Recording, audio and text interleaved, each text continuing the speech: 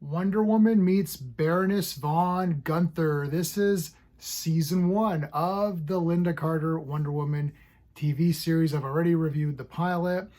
So this is kind of technically episode 1 of season 1.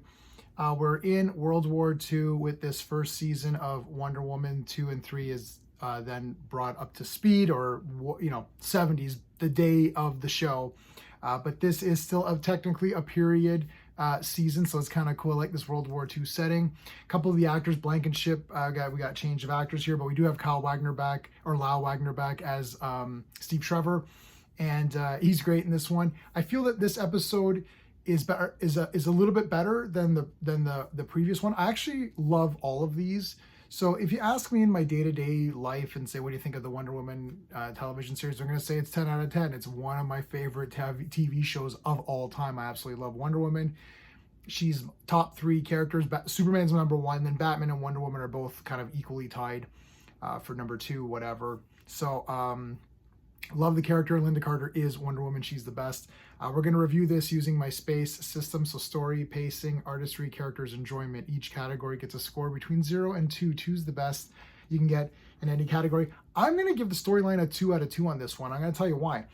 I liked this. I liked that this Baroness woman was captured. She's in prison, but she's secretly getting out of prison. She has the help of a guard there, and they've been plotting all of these sabotage missions, and they've been framing Steve Trevor as the saboteur, and now there's an investigation. They've hired this investigator to come check him out because they think he might be a spy. I thought this was really good. They've got to discredit him. He is a hero. Wonder Woman has to help. Now, at this point in time, Diana Prince is his secretary, which gives her an in, so she can know what's going on and help where she can as Wonder Woman. Steve Trevor is one of your main soldiers fighting in this war, so he's an important guy. So she gets information from him, and she can save the day when needed. I really got into this storyline. I thought it was really cool, and you're with Steve because you're like, well, yeah, he's not doing these things. And this is like a cool episode because I'll get to the characters, but it's like it's putting Steve right in the middle of something. So now Wonder Woman has to help, but also sabotaging these shipments and destroying these weapons and all this stuff. It is important, so she would get involved. I like the prison angle. Like, They almost didn't need to have that. It's an extra part of the story. I feel like this first episode of the season, has a lot of little details going on. You got the warden and his son. They got this little thing. You've got this kid in there, the son of the warden, and he's like into Sherlock Holmes, so he's trying to solve mysteries, but he's not really an annoying kid. He's not an irritating kid. I mean, these older shows, like, the kids are almost always annoying. I kind of like this kid. I'll get to the character section momentarily. But I really got into this one. I don't know. I thought it was really neat. When you find out, I'll get to the characters, but then there's a little bit of there's actually a twist. There's actually a twist in this, and you don't see that too often, and I thought it was really neat. For the pacing, I'm going to give it a 1.5. I thought this was actually very well paced. We had enough Wonder Woman appearances. I would have liked to have Wonder Woman a little bit longer. I remember as a kid watching these shows, and I loved the live action Spider-Man. Basically, my favorite heroes were based on the live action TV shows, right? So of course Superman, mostly for the Christopher Reeve films, but I did watch some of the George Reeves shows. First couple seasons were black and white, and then it moved to color, and I've got all those on DVD. I should rewatch all of those. I got to rewatch all those. So, of course, I was aware of that. But, yeah, Christopher Reeve, of course, the Batman, of course, Adam West TV series, one of my favorites of all time right there. Of course, Wonder Woman, talking about it now. Of course, Incredible Hulk. I loved the Spider-Man live-action show. And I also loved, of course, the 2 Captain America Reb Brown films with Christopher Lee in there. I love all those. So those are kind of my favorite characters, those live-action versions, and you get the comics and you be excited.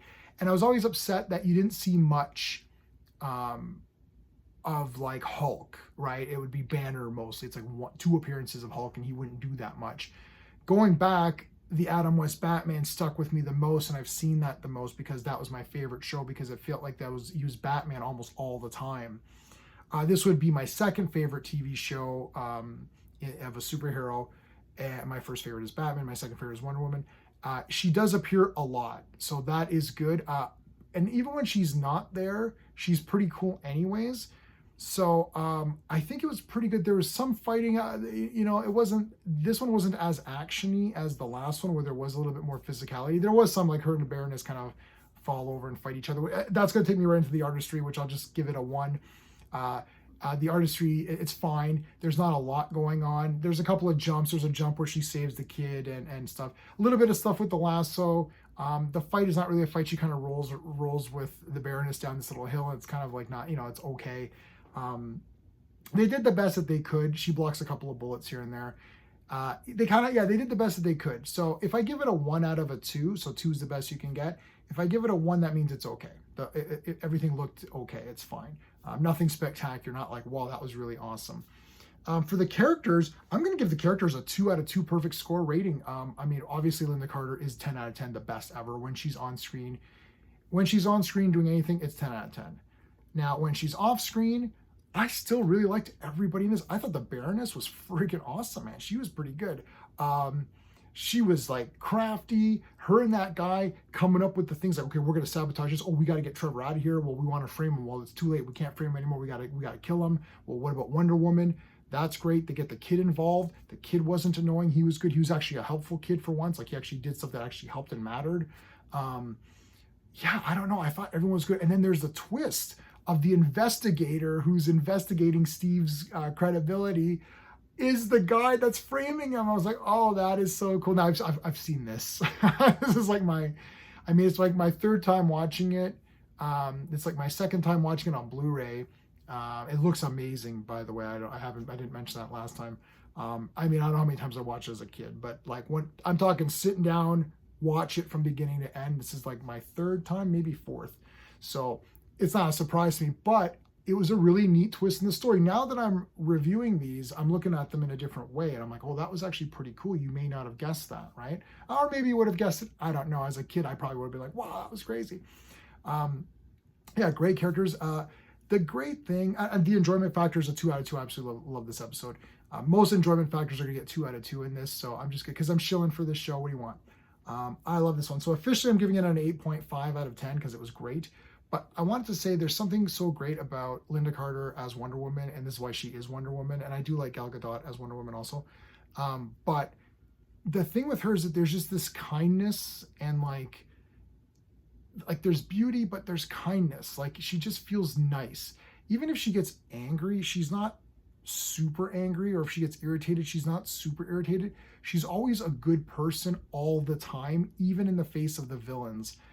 And I think that is sort of when, people say that's my, this is my Wonder Woman.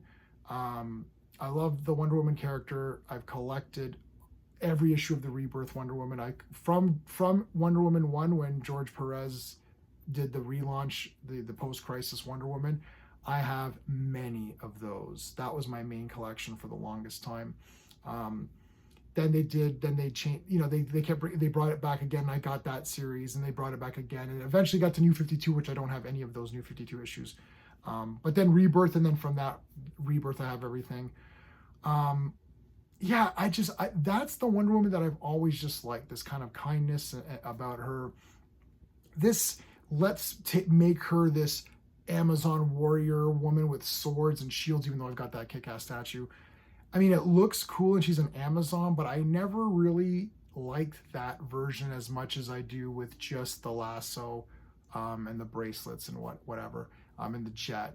I don't really need this, sword and shield Wonder Woman. It was great in the first film, that Gal Gadot first film, where it's World War I, not World War II, but whatever. She has her weaponry, but I kind of prefer just no weapons. Like she just wins by figuring stuff out or using her powers. So and I think that this show really does that well.